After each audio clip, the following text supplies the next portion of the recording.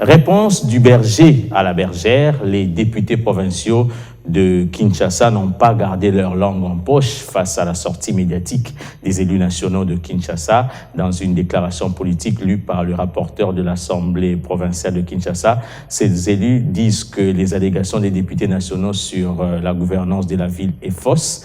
Ils ont souligné que ces affirmations sont gratuites et ne reflètent, voulais-je dire, pas la réalité sur terrain. Selon eux, beaucoup d'efforts sont enregistrés aussi bien dans l'assainissement, l'éclairage public que dans le secteur des infrastructures routières, en dépit des nombreuses difficultés financières auxquelles la ville de Kinshasa est butée. Je vous propose de suivre cet extrait de Junior Nemba. Il est rapporteur de l'Assemblée provinciale de Kinshasa.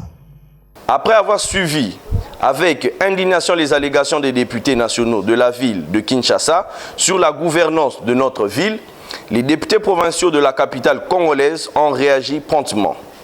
Ayant analysé froidement ces propos, les élus provinciaux de Kinshasa ont relevé ce qui suit. 1. Concernant la question de la salubrité.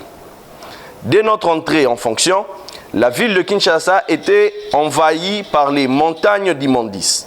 Aujourd'hui, toute personne sérieuse constate que ces montagnes de déchets ont disparu dans la ville de Kinshasa, qui est mieux éclairée à ce jour que certaines villes.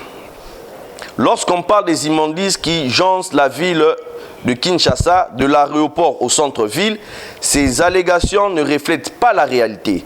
Car, à part le district de la Tchangou, qui a encore quelques problèmes, de la place des eucalyptus Njili au centre-ville, toute la population constatera avec nous ce tronçon est balayé chaque jour comme toutes les autres artères de notre ville.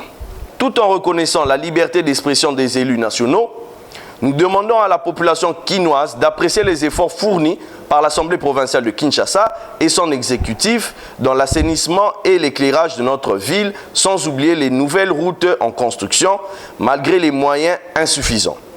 L'Assemblée provinciale de Kinshasa s'engage à soutenir sans réserve les actions du chef de l'État et rappelle aux élus nationaux que la loi sur la décentralisation reconnaît aux provinces l'autonomie de gestion et demande à ces derniers de se concentrer sur les questions d'intérêt national.